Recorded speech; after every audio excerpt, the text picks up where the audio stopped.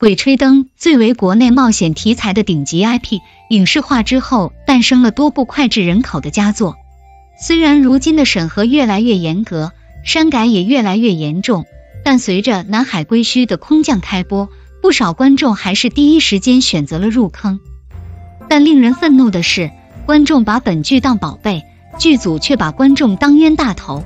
虽然热度是上去了，但网友弃剧的理由也越来越多，尤其是以下几个方面更是不吐不快。一、16集的长度竟然还疯狂注水。南海归墟只有16集，我忍了；一集只有30分钟，我忍了；30分钟掐头去尾加上内置广告，我也忍了。但你好歹拍出点原著精髓呀，连追7集全靠废话连篇凑内容，都已经这样了你还注水，我都怀疑到底是删减了，还是导演压根拍不出来。二、节奏缓慢，叙事拖沓。本剧的节奏有多慢，简直令人发指，光是一个铺垫和准备工作就花了3集的时间，直到最后5分钟才迎来了和幽灵船的海上对决。本以为精彩的戏码就此开始，没想到第4集又是各种斗嘴。观众想要的无非就是惊险刺激的动作戏和波谲云诡的氛围感，要不是情怀作祟，我可能看完1集就弃剧了。3、人设画蛇添足，演技浮夸。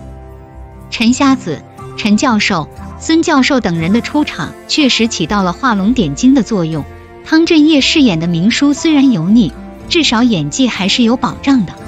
关键是那2个空降的香港演员到底是来干嘛的？大军都不会发功了，只会咋咋呼呼的吆喝，嗓门比谁都大。那个黄毛要颜值没颜值，要演技没演技，连工具人都算不上，看到他俩的戏份只觉得如坐针毡。4、台词无聊，插科打诨。本来每集的时长就不达标，但凡有个功夫就要说几句废话。胡八一虽然瘦了却像个愣头青，Shirley杨虽然头发短了却像个唠唠叨叨的老妈子。都合作那么长时间了，俩人却没有任何默契感，就知道互相埋怨，别说战斗力了，根本不像经历过生死考验的战友。最让人无语的是，编剧给俩人设计的桥段有种硬扯 CP 的感觉，看到2个中年人在那里眉来眼去，强行浪漫，鸡皮疙瘩都起来了。胖子虽然嘴贫，但这里面却像个脑子有问题的胆小鬼，话很多，但贡献的笑点屈指可数。明叔和他那2个拖油瓶，除了喝酒就是吵架，还到处惹事，到底什么时候发盒饭？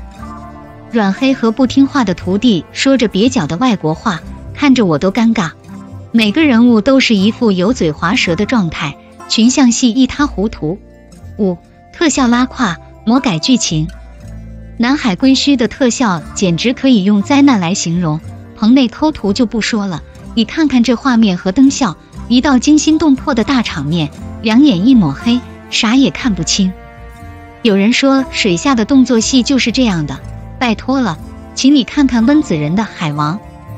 最离谱的是，演员在大风大浪中头发丝都不带动的，甚至从海里出来感觉头发还是干的。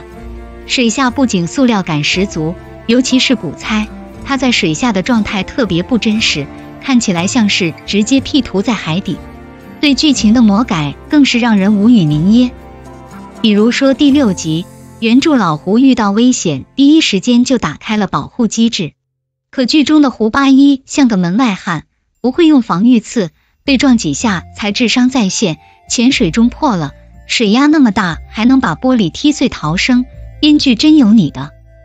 众所周知，这个系列能拍到第7部，离不开广大观众的支持。